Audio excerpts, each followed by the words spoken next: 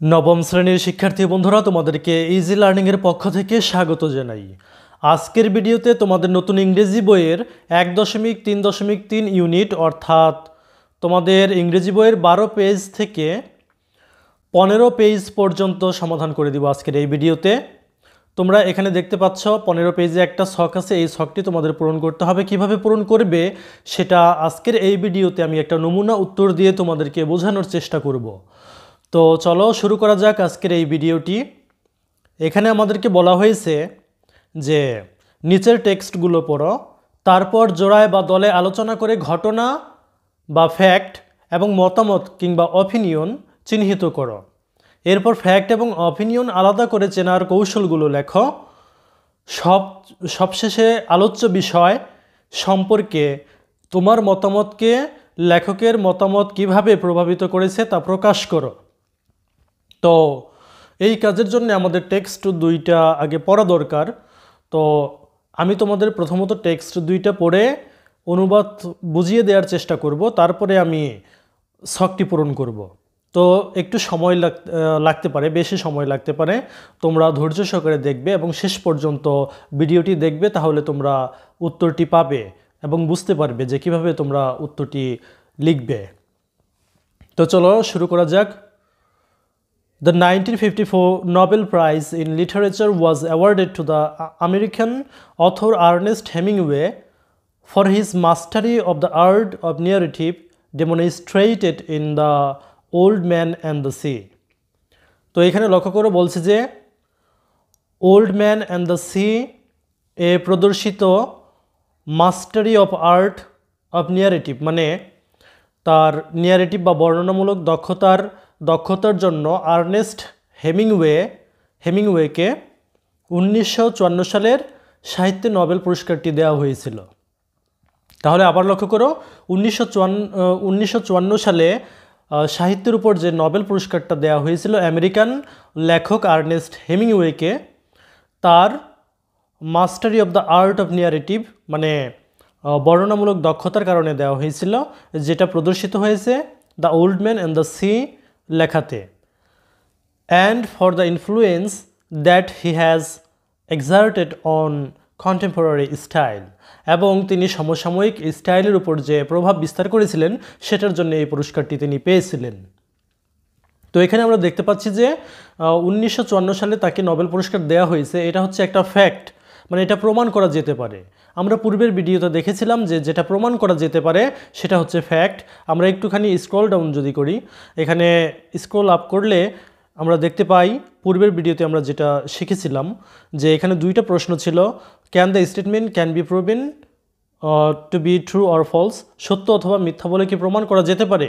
যদি সত্য বা মিথ্যা বলে প্রমাণ করা যেতে পারে সেটা হবে ফ্যাক্ট। আর এখানে বলছে যে দ্বিতীয়টাতে does the statement express the author's personal beliefs ideas or emotion, যদি লেখকের ব্যক্তিগত পার্সোনাল বিলিভস মানে ব্যক্তিগত বিশ্বাস ধারণা অথবা যদি তার ইমোশন প্রকাশ করে তাহলে সেটা অপিনিয়ন হবে। তো এখানে লক্ষ্য করো, আমরা যে টেক্সটটি পড়তেছিলাম 1954 সালে যে নোবেল পুরস্কারটি দেওয়া হয়েছে সেটার অবশ্যই রেকর্ড রয়েছে, সেটা অবশ্যই প্রমাণ করা যেতে পারে, তাই এটা হবে ফ্যাক্ট। এই লাইনটা হচ্ছে ফ্যাক্ট। এরপরে দেখো পরের অংশটুকু আমরা খেয়াল করি। এখানে বলেছে যে unwilling to travel to Stockholm after 2 nearly fatal plane crashes. Unwilling to travel to Stockholm, স্টকহোমে ট্রাভেল করতে অনিচ্ছুক। After 2 nearly fatal plane crashes, দুইটা কাছাকাছি বড় ধরনের দুর্ঘটনা, প্লেন দুর্ঘটনা বিমান দুর্ঘটনার পরে তিনি অনিচ্ছুক ছিলেন ট্রাভেল করতে স্টকহোমে। হেমিংওয়ে আস্কড জন সি ক্যাবট, তো তিনি যেহেতু ট্রাভেল করতে অনিচ্ছুক ছিলেন তাই তিনি জন সি ক্যাবটকে বলেছিলেন। জন সি ক্যাবট ছিল the United States ambassador to সুইডেনের ওই সময়ে সুইডেনের ইউনাইটেড স্টেটসের রাষ্ট্রদূত ছিলেন জন সি ক্যাবট। তো হেমিংওয়ে জন সি ক্যাবটকে বলেন to read his acceptance speech, তার স্বাগতিক ভাষণটা পড়ে দিতে। This acceptance speech is considered one of the best ever, আর এই স্বাগতিক ভাষণটা ছিল পৃথিবীর অন্যতম বিখ্যাত ভাষণগুলোর মধ্যে অন্যতম একটি। This is what he wrote, তিনি যা লিখেছিলেন তা হলো, তো তিনি যা লিখেছিলেন তা এবার আমরা দেখব তার স্পিচে। তো এখানে লক্ষ্য করো, এখানে তিনি যেটা বলেছিলেন সেটা আমি একটু পড়ছি, যে having no facility for speech making, ভাষণ দেওয়ার কোনো সুযোগ না থাকায়, নো কমান্ড অফ অরেটরি নর অ্যানি ডমিনেশন অফ রেটরিক, বাগ্মিতার কোনো নির্দেশ না থাকায় এবং রেটরিক বা আড়ম্বরপূর্ণ কিংবা অলঙ্কারপূর্ণ ভাষার ব্যবহার এর কর্তৃত্ব না থাকায়, I wish to thank the administrators of the generosity of Alfred Nobel for this prize. এই পুরস্কারের জন্য আমি আলফ্রেড নোবেল এর জেনারোসিটি বা এই নোবেল পুরস্কারটা যারা দেয় সেই প্রশাসকদেরকে আমি ধন্যবাদ জানাই। No writer who knows the great writers, এমন কোনো লেখক নেই যারা বড় লেখকদেরকে জানেন না। Who did not receive the prize, যারা পুরস্কার পাননি, can accept it other than with humility, তারা এটা নম্রতা ছাড়া অন্য কোনোভাবে গ্রহণ করেন না। There is no need to list this writers, এই লেখকদেরকে তালিকাভুক্ত করার কোনো দরকার নেই। Every one here may make his own list, এখানে প্রত্যেকের লিস্ট বানাতে পারে, তালিকা বানাতে পারে according to his knowledge and his conscience, তার জ্ঞান এবং তার বিবেক অনুসারে প্রত্যেকের লিস্ট তৈরি করতে পারে। It would be impossible for me to ask the ambassador of my country, আমার দেশের রাষ্ট্রদূতকে বলা আমার পক্ষে এটা অসম্ভব হবে। তো এখন আমরা এখানে এই লাইনের মধ্যে দেখতে পাচ্ছি যে লেখক তার ব্যক্তিগত ধারণা প্রকাশ করতেছেন, তার মানে এটা হবে অপিনিয়ন। আচ্ছা, তিনি বলেছেন যে to read a speech in which a writer said all of the things which are in his heart, আমার দেশের রাষ্ট্রদূতের কাছে এই কথাটা বলা, এই ভাষণটা পড়ে দিতে বলা, যে ভাষণের মধ্যে লেখকের সমস্ত ব্যক্তিগত থিংসগুলো, ব্যক্তিগত তার মনের বা তার হৃদয়ের কথাগুলো যেগুলো বলা আছে সেগুলো পড়ে দিতে বলা বা সেই স্পিচটা পড়ে দিতে বলা রাষ্ট্রদূতকে আমার পক্ষে অসম্ভব হবে, এমনটা তিনি বলেছেন। Things may not be immediately discernible in what a man writes, একজন মানুষ কি লেখে সেটা সঙ্গে সঙ্গে বোঝা যায় না, পুরোপুরিভাবে বোঝা যায় না। And in this sometimes he is fortunate, এবং এতে মাঝে মাঝে সে সৌভাগ্যবান হয়। বাট ইভেনচুয়ালি, কিন্তু শেষ পর্যন্ত দে আর কোয়াইট ক্লিয়ার, সেগুলো সম্পূর্ণ স্বচ্ছ হয়ে যায়, পরিষ্কার হয়ে যায়। And by this, and the degree of alchemy that he possesses, সে যে আলকেমি ডিগ্রি পজেস করে, he will endure or be forgotten, সে সেটা সহ্য করবে, না হয় ভুলে যাবে। Writing at its best is a lonely life, writing at its best is a lonely life, বলছে যে লেখালেখি তার সেরা একটা নিঃসঙ্গ বা একাকিত্ব জীবন। Organisations for writers palliate the writer's loneliness, এখানে বলছে যে লেখকের সংগঠনগুলো লেখকদের লনলিনেস বা একাকিত্ব দূর করে। বাট আই ডাউট, কিন্তু আমার সন্দেহ হয়। এখানে দেখো আই ডাউট বলছে, লেখক আই ডাউট বলছে, তার মানে এটা হচ্ছে তার মতামত, তার ব্যক্তিগত মতামত। But I doubt if they improve this writing, কিন্তু আমার সন্দেহ হয় তারা কি এই রাইটিংটাকে উন্নতি করতে পারবে কি না। হি গ্রোজ ইন পাবলিক স্টেচার, সে একটা, এখানে সে বলতে লেখকদের বুঝাইছে, কোনো একজন লেখককে যিনি তার মনের বিভিন্ন ধারণাগুলো, চিন্তাভাবনাগুলো ব্যক্ত করবেন, আবেগগুলো ব্যক্ত করে কোনো লেখা লিখবেন। He grows in public stature as he shades his loneliness, and often his work deteriorates. সে জনসাধারণের মর্যাদায় বেড়ে ওঠে, সে তার একাকিত্ব ঝেড়ে ফেলে এবং প্রায় সময় তার লেখার অবনতি ঘটে। For he does his work alone, সে তার কাজ একা করে। And if he is a good enough writer, এবং যদি সে বেশ ভালো লিখতে পারে, হি মাস্ট ফেস এটার্নিটি, সে অবশ্যই মহাকালের সম্মুখীন হবে। Or the lack of it each day, প্রতিদিন সে মহাকালের সম্মুখীন হবে অথবা এটার অভাব বোধ করবে। এরপর আমরা দেখতে পাচ্ছি পরের প্যারায় লেখক যেটা লিখেছেন, ফর আ ট্রু রাইটার, একজন সঠিক লেখকের জন্য each book should be a new beginning, প্রত্যেকটা বই হবে একটা নতুন করে শুরু করা। Where he tries again for something that is beyond attainment, যেখানে সে আবার নতুন করে চেষ্টা করবে নতুন অর্জনের জন্য, অর্থাৎ বিয়ন্ড অ্যাটেইনমেন্ট, যেটা সে পূর্বে অ্যাটেইন করছে বা অর্জন করেছে সেটার বাইরে আরও কিছু সে চেষ্টা করবে। He should always try for something that has never been done, সে এমন কিছু চেষ্টা করবে যেটা ইতিপূর্বে কখনো হয়নি।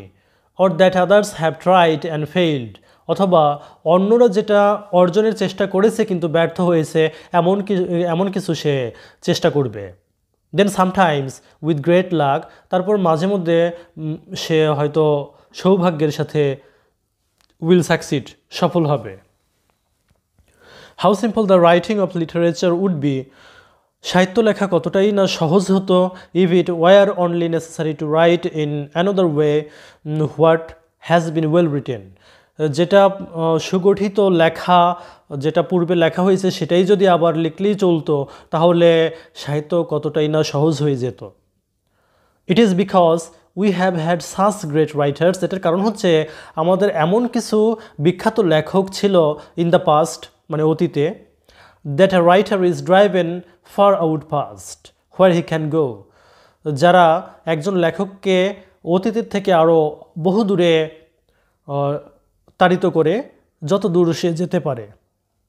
Out to where no one can help him, যেখানে এতটা দূরে তাড়িত করে যেখানে সে কারো সাহায্য পাবে না।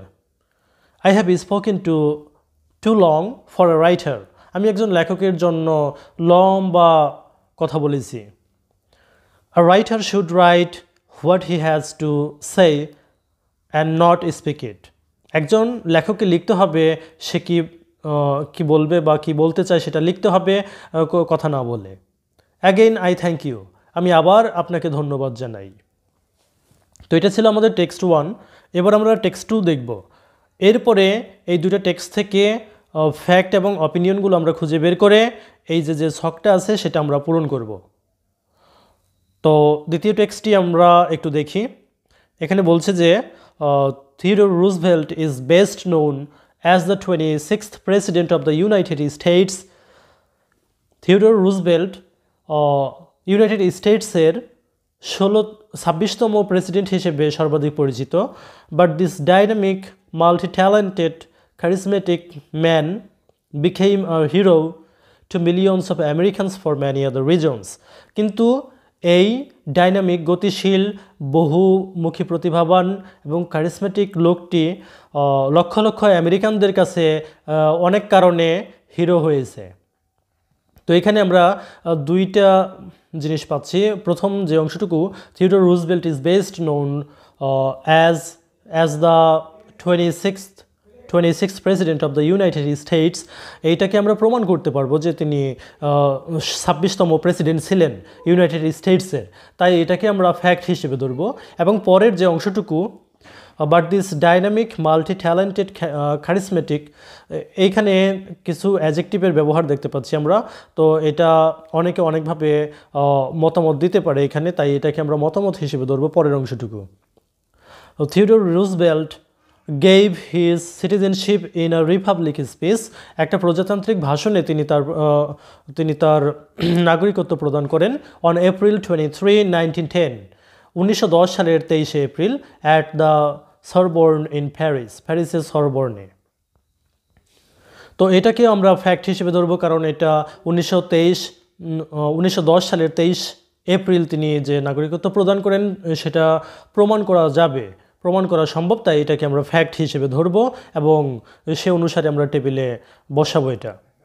তারপর আমরা দেখতে পাচ্ছি যে the speech is famous for Roosevelt's thoughts about the duties and responsibilities. এই স্পিচ বা এই ভাষণটা হচ্ছে গুরুত্বপূর্ণ, এই ভাষণটা গুরুত্বপূর্ণ রুজভেল্টের চিন্তাভাবনার জন্য। বলছে এখানে the duties and the responsibilities of both the state to citizens and citizens to the state, অর্থাৎ রাষ্ট্রের প্রতি নাগরিকের এবং নাগরিকের প্রতি রাষ্ট্রের দায়িত্ব ও কর্তব্য সম্পর্কে তার চিন্তাভাবনার জন্য এই স্পিচটা বিখ্যাত। The speech emphasises the importance of action and striving towards worthy goals. বক্তৃতাটি নিষ্ক্রিয় সমালোচনা, অলসতা, নিষ্ক্রিয়তা এবং জীবনের গুরুত্বপূর্ণ যোগ্য লক্ষ্যের উপর জোর দিয়েছে। আ কান্ট্রিজ সাকসেস, রুজভেল্ট বলেছেন যে একটা দেশের সফলতা depends on disciplined work and character, সুশৃঙ্খল কর্ম এবং চরিত্রের উপর নির্ভর করে। তো এখানে রুজভেল্টের কথাটা লেখক বলছেন যে রুজভেল্ট বলেছেন যে, তো এটাকে আমরা রুজভেল্টের কথা যেহেতু রুজভেল্ট যেটা মনে করেন সেটা তিনি বলছেন, তো তাই এটাকে আমরা অপিনিয়ন হিসেবে ধরতে পারি। তারপরে দেখো এখানে বলছে যে and democracies require leaders of the best character, এবং গণতন্ত্র চায় সবথেকে ভালো চরিত্রের নেতা। To hold all citizens to the highest standards, সমস্ত নাগরিকদেরকে সর্বোচ্চ মানদণ্ডে উপনীত করার জন্যে। This is what he said, তিনি যা বলেছেন তা হলো। এবার তার কথাগুলো আমরা একটু দেখব এখানে। It is not the critic who counts, যারা গণনা করে তারা সমালোচক নয়। Not the man who points out how the strong man stumbles, যারা পয়েন্ট আউট করে, খুঁজে বের করে শক্তিশালী লোকেরা কীভাবে হোঁচট খায়। Or where the Dooars of deeds could have done them better, অথবা কর্মের কর্মীরা কোথায় আরও ভালো করতে পারতো, এমনটা যারা খুঁজে বের করে তারা ক্রিটিক নয় বা সমালোচক নয়। The credit belongs to the man who is actually in the arena, কৃতিত্ব তাদেরকে দেওয়া হয় যারা মাঠে রয়েছে। Whose face is marred by dust and sweat and blood, যাদের মুখ বিকৃত হয়েছে মাটি, ধুলোবালি, ঘাম এবং রক্ত দিয়ে। হু স্ট্রাইভস ভ্যালাইন্টলি, যারা সংগ্রাম করে, যারা বীরত্বের সাথে সংগ্রাম করে। হু এডস, যারা ভুল করে। And comes short again and again, এবং যারা বারবার ছোট হয়। Because there is no effort without error and shortcoming, কারণ ভুল ত্রুটি ছাড়া কোনো প্রচেষ্টা হতে পারে না। But who does actually strive to do the deeds, কিন্তু যিনি আসলেই সংগ্রাম করেন কাজটি করার জন্যে। Who knows the great enthusiasm, যিনি সর্বোত্তম জ্ঞান বা উদ্যম জানেন। দ্য গ্রেট ডিভোশনস, সর্বোত্তম ভক্তি জানেন। Who spends himself in a worthy cause, যিনি নিজেকে ব্যয় করেন একটা সুযোগ্য কারণে। Who at the best knows, তিনি সব থেকে ভালো জানেন। ইন দ্য এন্ড, সবশেষে the triumph of high achievement, অনেক বড় জয় অর্জন করেন। তিনি সর্বোত্তম জয় অর্জন করেন। And who at the worst if he fails, এবং যদি তিনি ব্যর্থ হন তাহলে সব থেকে সাহসিকতার সাথে ব্যর্থ হন। এখানে বলছে যে at least fails while daring greatly, সাহসিকতার সাথে ব্যর্থ হন। সো দ্যাট, যাতে his place shall never be with those cold and timid souls, যাতে তার স্থানটা ওই সমস্ত আত্মার সাথে না হয়, ওই সমস্ত শীতল এবং ভীতু আত্মার সাথে না হয়। হু নো নেইদার ভিক্টরি নর ডিফিট, যারা জয় কিংবা পরাজয় কোনোটাই জানেন না। তো এই ছিল আমাদের দুইটা টেক্সট। এবার এই দুইটা টেক্সট থেকে আমরা কি করব, যে এই ছকটি পূরণ করব। তো এখানে একটি আমাদেরকে করে দেওয়া হয়েছে, এখানে লক্ষ্য করো। এখানে প্রথম কলামে বলছে যে ফ্যাক্ট, মানে সত্য ঘটনা, যেটা সত্য বলে প্রমাণিত বা মিথ্যা বলে প্রমাণিত হতে পারে। তো আমরা সত্যটাকে ধরবো, সত্য বলে প্রমাণিত হতে পারে। তারপরে অপিনিয়ন, মতামত। তারপরে হচ্ছে the strategies you have use to separate facts and opinions, facts এবং অপিনিয়নকে তুমি আলাদা করার জন্য যে কৌশল ব্যবহার করেছো সেটা এই 3 নম্বর কলামে লিখবে। এরপরে 4 নম্বরে বলছে যে how the writer's opinion influence your feelings, opinions, thoughts etcetera. লেখকের অপিনিয়ন কিভাবে তোমার চিন্তাভাবনা কিংবা তোমার অনুভূতিকে প্রভাবিত করেছে, সেটা 4 নম্বর কলামে লিখবে। তো একটা এখানে করে দিয়েছে, তোমরা লক্ষ্য করো যে the 1954 Nobel prize in literature was awarded. আমরা আগেই বলেছিলাম যে এই লাইনটা একটা ফ্যাক্ট হবে, কারণ এটা প্রমাণ করা যেতে পারে। তারপরে অপিনিয়নের কলামে একটা অপিনিয়ন লিখছে যে organisations for writers palliates the writer's loneliness but I doubt. দেখো এখানে আই ডাউট আছে, তার মানে বোঝা যাচ্ছে লেখক সন্দেহ প্রকাশ করছে, নিজে তার ধারণা ব্যক্ত করতেছেন, তার পার্সোনাল থট এখানে তিনি ব্যক্ত করছেন, তার মানে এটা হচ্ছে অপিনিয়ন। তারপর 3 নম্বর কলামে দেখো the writer used I doubt which means the writer has shared his own opinion. যেহেতু আই ডাউট কথাটি ব্যবহার করেছেন, তার মানে এটা তার নিজের মতামত। তো এটা হচ্ছে যে স্ট্র্যাটেজিটা ব্যবহার করা হয়েছে, যে কৌশলটা, যে এই ফ্যাক্ট এবং অপিনিয়নকে আলাদা করার জন্য, সেটা এখানে লেখা হয়েছে। তারপরে 4 নম্বর কলামে বলছে যে the writer's opinion has positively influenced my thoughts. লেখকের মতামত ইতিবাচকভাবে আমার চিন্তাভাবনাকে প্রভাবিত করেছে। এবার পরবর্তীগুলো তোমাদের করতে হবে। তো আমি তোমাদেরকে এখন একটা নমুনা উত্তর দিচ্ছি।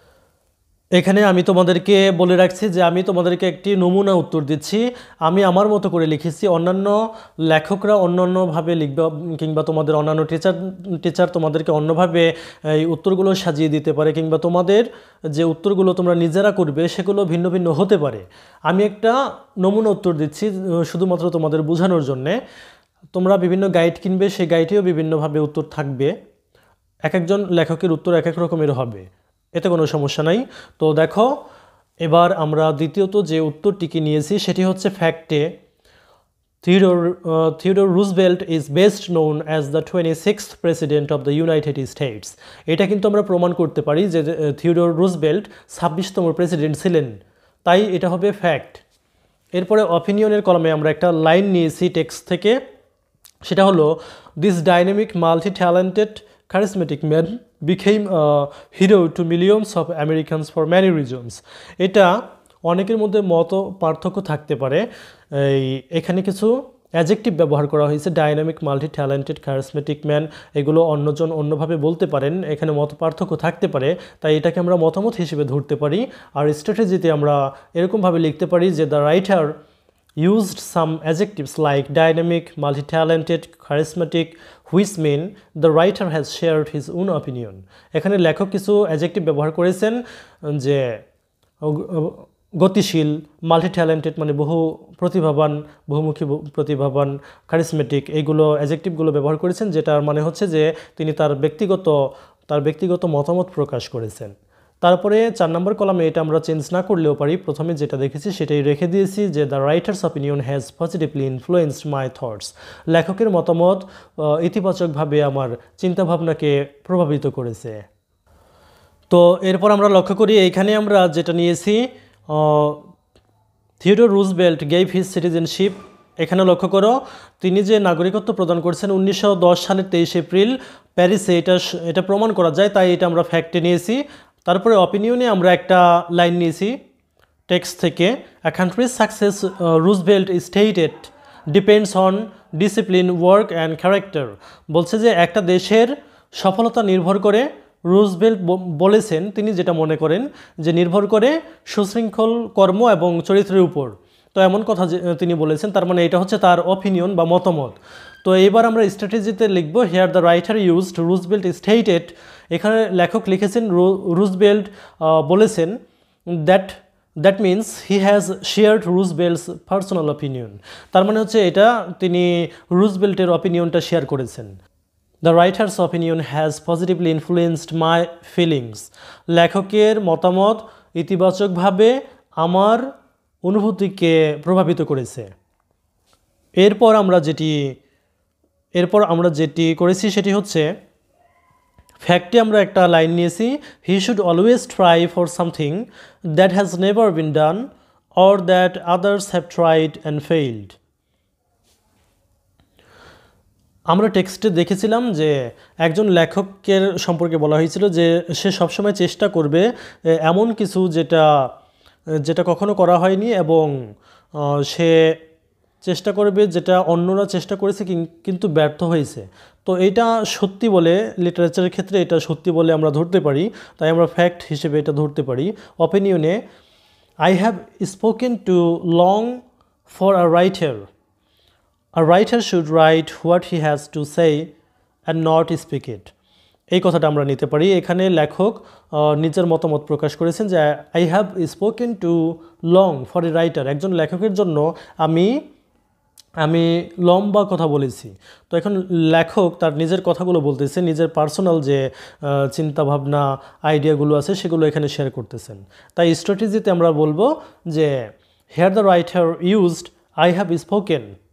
এখানে লেখক বলেছেন যে আমি বলেছি, that means he has shared his personal thoughts or ideas. তার মানে এটা হচ্ছে তার ব্যক্তিগত চিন্তাভাবনা তিনি ব্যক্ত করেছেন। Which means it's an opinion, যেটার মানে হচ্ছে এটা একটা মতামত।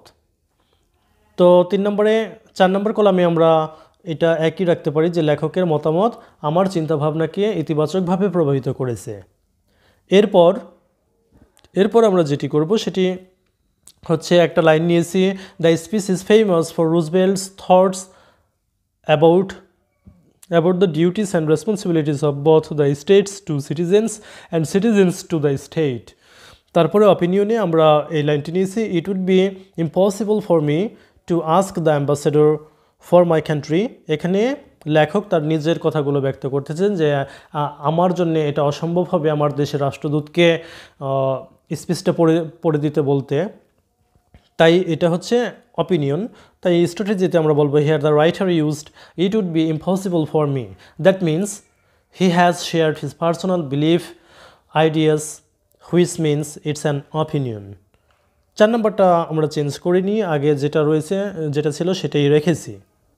এরপরে আমরা দেখতে পাচ্ছি এখানে আমরা যে সেন্টেন্সটি নিয়েছি, unwilling to travel to Stockholm after 2 nearly fatal plane crashes.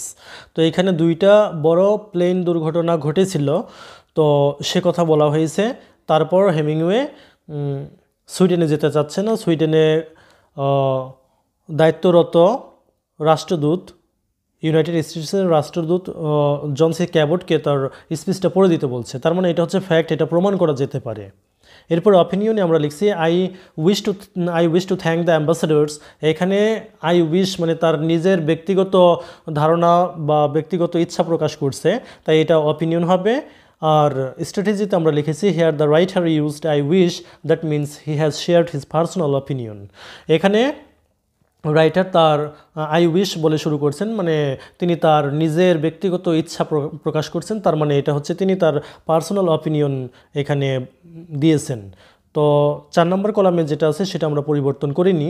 তো প্রিয় শিক্ষার্থী বন্ধুরা, এই উত্তরগুলো কিন্তু আমি আবারও বলছি একটা নমুনা উত্তর মাত্র, তোমাদেরকে বোঝানোর জন্য আমি চেষ্টা করেছি যতটুকু পেরেছি। তবে ভুল ত্রুটি হলে তোমরা সেটা ক্ষমা সুন্দর দৃষ্টিতে দেখবে। আর তোমাদের ভিন্ন ভিন্ন টিচাররা ভিন্ন ভিন্নভাবে উত্তরগুলো দিবে, কিংবা তোমরা নিজেরাও যদি এই উত্তরগুলো করো, এক একজনের উত্তর এক এক রকমের হবে, এক একজন এক এক সেন্টেন্স নিবে, এক একভাবে উত্তরগুলো সাজাবে, তাতে কোনো সমস্যা নাই। তোমরা এই ভিডিওটা সবার সাথে শেয়ার করে দাও। ধন্যবাদ সবাইকে সাথে থাকার জন্য।